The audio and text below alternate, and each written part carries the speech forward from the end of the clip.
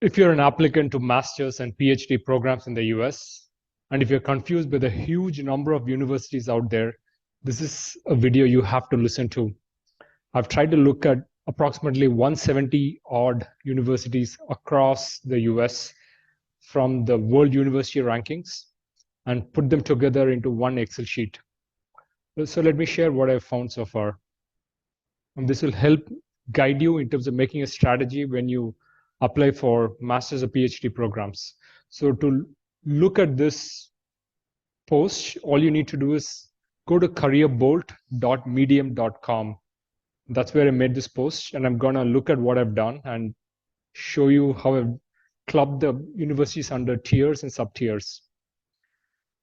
So the way I've shortlisted universities is by doing a bunch of things. I looked at the Shanghai World University Rankings and looked at the top 1,000 universities in terms of world university rankings, and I plugged out universities from the US. So let's jump into the 3 tiers I've identified. Tier 1, there are schools like MIT, Stanford, Berkeley, which are the best for engineering. And along with Caltech, unless you are the best among the best, you should not even bother applying to these universities, as it's pretty much a waste of your application fees. Unless you are like a topper from the best schools, you have got great grades, GRE scores, got great research work, great letters of recommendation, don't bother applying here. So when I say tier 1, I've also listed a lot of other schools in the list. A lot of the Ivy League schools come under tier 1. And even among tier 1, I've tried to classify that into 1A, 1B, 1C. 1A is basically MIT, Stanford, Berkeley, and Caltech. 1B is universities from Cornell to Carnegie Mellon. 1C is Chicago to Rockefeller. So the thing about these universities is that even though in terms of individual rankings, the university may differ, at the end of the day, they are pretty similar to each other. So from a professor's perspective, when you're applying to, say, a PhD program, if you're an undergrad from Cornell versus or an undergrad from Columbia, it doesn't matter. Likewise, if you have an undergrad from Texas Austin versus Georgia Tech, it's basically the same. Most of the recruiters are also the same in all these places. So a lot of the universities are very more similar than you think. So you can go to any top tier university and get fantastic jobs. So it doesn't matter if you go to, say, Northwestern University or Duke or MIT, they're very similar, to be frank. But still, in terms of helping you understand, I've just created like 3 separate tiers so that I club each of these universities into 3 separate buckets. The one note about tier 1 universities is that when it comes to universities like Brown, like Harvard, and so on, they are Ivy League schools, but they are not that well known when it comes to engineering. If you're looking at college universities like Princeton, their College of Engineering, I think Princeton is extremely selective and really has a large intake for their PhD programs. They rarely accept anyone they don't have master's programs, and they don't really accept them for master's programs. But Carnegie Mellon, for example, on the other hand, it's got a bunch of master's programs. So those are tier 1 schools. And I call them, don't bother to apply to a set of universities, the cream of the cream for the next set of universities, and the best. And really, the creme de la creme and best are very similar to each other, to be frank. Likewise, the creme de la creme and don't bother universities are also very similar to each other. So tier 2 is interesting because these are universities which most students can apply to if you are from a good university, got good grades, got good GRE scores, have good letters of recommendation, and so on. So there are a lot of state universities out here, like University of Minnesota, Ohio State, Penn State, Michigan State, and so on. They all have pretty good engineering schools. So if you're applying for schools with a focus in mechanical engineering, if you're applying for jobs in, say, the automobile sector, you should seriously consider universities in Michigan State. And when I talk about the state of Michigan, there are a lot of universities out there like Michigan Ann Arbor, Michigan State. There's just Michigan Technological University. There's just so many universities, and those are places you have to apply to if you want a job in the automobile sector, because all the jobs in the automobile sector are pretty much in Detroit, in the state of Michigan.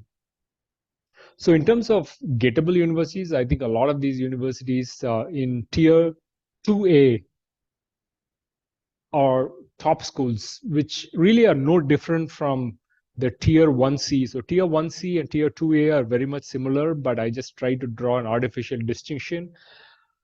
I think there is a difference between the schools listed under tier 2A and 2B, because that's where a bit of a divide begins. In terms of, there are a lot of schools out there like SUNY Buffalo, University of Massachusetts Amherst, but again, they got great placement records when it comes to engineering, and these are also schools you have to seriously think about when you're applying for grad school. When you go to tier 2C, you tend to get to a new set of schools, which probably is very easy to get in. If you're a good student, you have good credentials. So it tends, the categories from 2C onwards tend to attract students who are probably weak in something or the other. So they're probably weak in the grades, they've probably got a bad GRE score, or they're from a not so well-known university. I think those are the people who tend to apply to the schools who are in the category of 2C and below.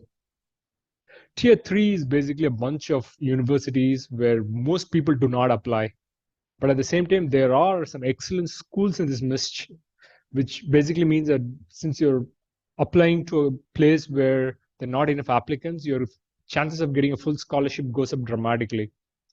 So let me give you an example. So if you look at the CEO of Adobe, Shantanu Narayan, he basically did his master's from Bowling Green University. It's Bowling Green State University is based out of Ohio, and he did his undergrad from Osmania University. So this was his credential, but later on he did his MBA from Berkeley, and then he's right now the CEO of a big tech company. But I'm saying that there are some excellent universities out here where most people do not really consider, but like the colleges in 3A, for example, most people will not take them seriously, but you can actually get good scholarship opportunities here. Like Northeastern University got very good programs in computer science. One shouldn't miss these universities. Likewise, when it goes to like 3B, 3C, and so on, most people don't apply to any of these universities. I would call out, say, NJIT, New Jersey Institute of Technology. It's in the New Jersey state, got very good placements. Many people don't know about this, don't apply. So again, the 3B universities, you've got to apply. 3C is even worse because most people have not even heard of these universities. Nobody applies there. So if you are not that great a student but want a full scholarship, you should consider applying here. There's a lot of other universities which are not in the list, but I try to focus on the top 1,000 universities in terms of global rankings.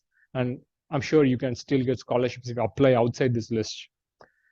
Okay, so I'm going to stop with this video out here, and let me know if you have any comments in the comment section, and do subscribe to my channel. In case you're wondering who I am, I'm Vinod, and I work as adjunct faculty at IIT Palakkad.